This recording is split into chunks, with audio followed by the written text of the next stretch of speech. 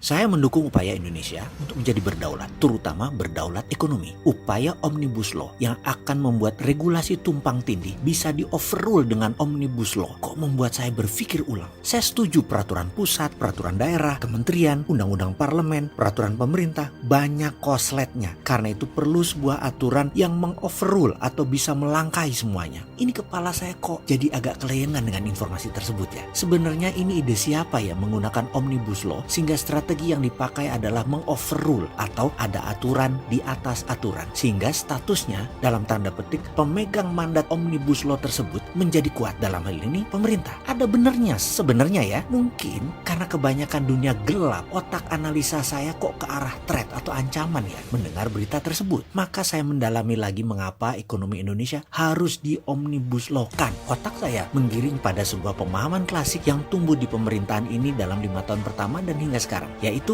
ekonomi tumbuh jika ada Foreign Direct Investment atau FDI. Karena itu untuk meningkatkan FDI, Omnibus Law akan diterapkan.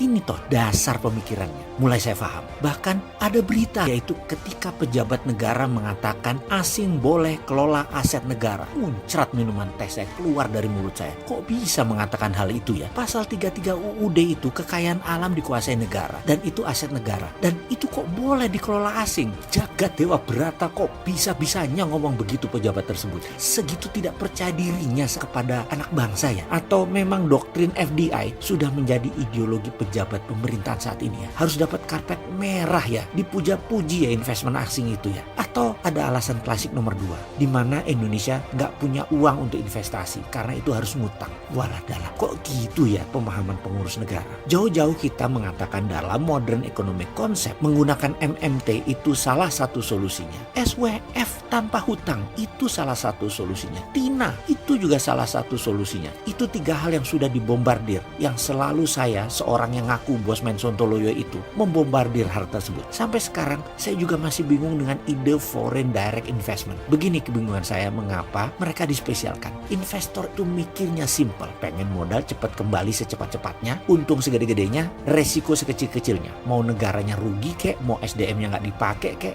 nggak urusan. Kalau perlu aturan negara tersebut diubah supaya menguntungkan mereka. Sebentar.